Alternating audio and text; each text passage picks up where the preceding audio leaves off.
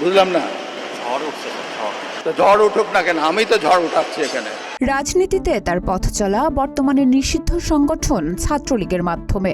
এরপর দীর্ঘ সময় আওয়ামী লীগের রাজনীতিতে সক্রিয় ভূমিকা ছিলেন। পাবনা জেলা পর্যায়ের নেতা, সেখান থেকে রাষ্ট্রীয় বিভিন্ন গুরুত্বপূর্ণ দায়িত্ব পালন। সবশেষে দেশের 22তম রাষ্ট্রপতির পদে আসীন হন শাহাবুদ্দিন চুপ্পু। তবে 2024 সালের অভ্যুত্থানের পর নানা বিতর্কের মধ্যে থাকা শাহাবুদ্দিন অবশেষে করেছেন পদত্যাগ। এর মধ্য দিয়ে নতুন করে আলোচনায় তার দীর্ঘ রাজনৈতিক উত্থানের গল্প।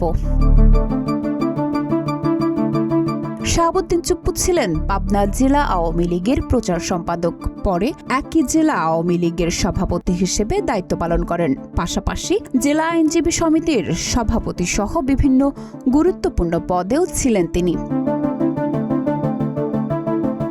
রাজনৈতিক পরিচয়ের পাশাপাশি রাষ্ট্রীয় গুরুত্বপূর্ণ দায়িত্বেও ছিলেন চুপ্পু। 2011 থেকে 16 সাল পর্যন্ত দুর্নীতি দমন কমিশন দুদকের কমিশনার হিসেবে দায়িত্ব পালন করেন। এরপর আওয়ামী লীগের মনোনয়নে 2023 সালের 13 ফেব্রুয়ারি বিনা প্রতিদ্বন্দ্বিতায় বাংলাদেশের 22তম রাষ্ট্রপতি নির্বাচিত হন। একই বছরের 24 এপ্রিল রাষ্ট্রপতি হিসেবে শপথ নেন এই রাজনীতিবিদ। 2024 সালে নজিরবিহীন রাজনৈতিক পট পরিবর্তনের পর রাষ্ট্রপতি হিসেবে তার ভূমিকা নিয়ে শুরু হয় বিতর্ক। বিভিন্ন রাজনৈতিক দল তার পদত্যাগের দাবি তোলে।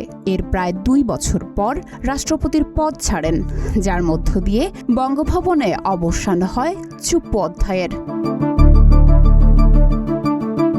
মুক্তিযুদ্ধ পরবর্তী বাংলাদেশের রাজনীতিতে ছাত্র সংগঠন থেকে রাষ্ট্রের সর্বোচ্চ সাংবিধানিক পদে পৌঁছানোর অন্যতম উদাহরণ মোহাম্মদ শাহাবুদ্দিন চুপ্পু।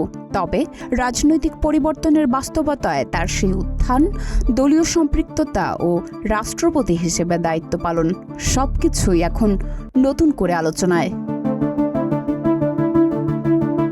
ডেস্ক রিপোর্ট, প্রতিদিনের বাংলাদেশ।